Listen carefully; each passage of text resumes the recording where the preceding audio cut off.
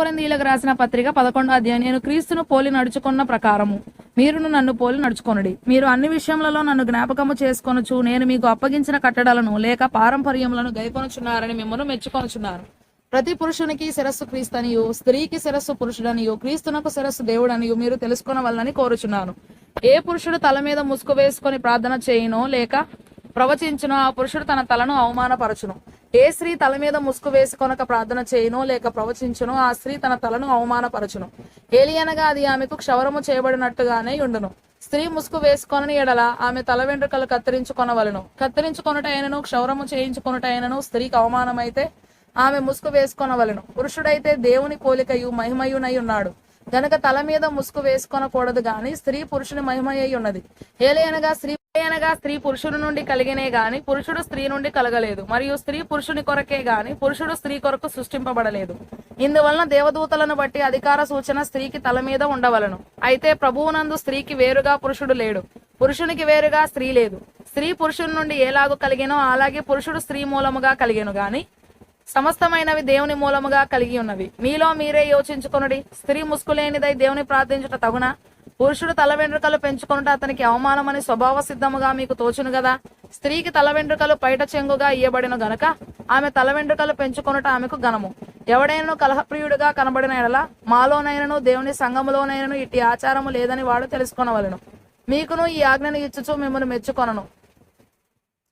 మీరు కూడి వచ్చుట ఎక్కువ కీడుకే గాని ఎక్కువ మేలుకు కాదు. మొదటి సంగతి ఏమనగా మీరు సంఘమందు కూడి ఉన్నప్పుడు మీలో కక్షలు కలవని వినుచున్నాను. కొంత మట్టుకు ఇది నిజమని నమ్ముచున్నాను. మీలో యోగ్యులైన వారెవరో కనబడినట్లు మీలో భిన్నాభిప్రాయములు ఉండక తప్పదు. మీరందరూ కూడి వచ్చుచుండగా మీరు ప్రభురాత్రి భోజనము చేయట సాధ్యము కాదు. ఏలయనగా మీరు ఆ భోజనము చేయనప్పుడు ఒకని కంటే ఒకడు ముందుగా తన మట్టుకు తాను భోజనము చేయుచున్నాడు.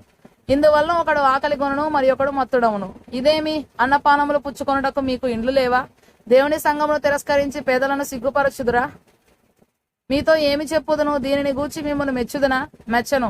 నేను మీకు అప్పగించిన దాన్ని ప్రభు వలన పొందితిని. ప్రభువైన యేసు తాను అప్పగింపబడిన రాత్రి ఒక రొట్టెను ఎత్తుకొని కృతజ్ఞతాస్తుతులు చెల్లించి దాన్ని విరిచి, ఇది మీ కొరకైన అనేక ప్రాచీన ప్రతులలో మీ కొరకు విరవబడిన అని పాఠాంతరము. నా శరీరము నన్ను జ్ఞాపకము చేసుకొనుటకై దీనిని చేయుడని చెప్పాను. ఆ ప్రకారమే భోజనమైన పిమ్మట ఆయన పాత్రను ఎత్తుకొని, ఈ పాత్ర నా రక్తము వలననైనా క్రొత్త నిబంధన. మీరు దీనిలోనిది త్రాగునప్పుడెల్లా నన్ను జ్ఞాపకము చేసుకొనుటకై దీనిని చేయుడని చెప్పాను.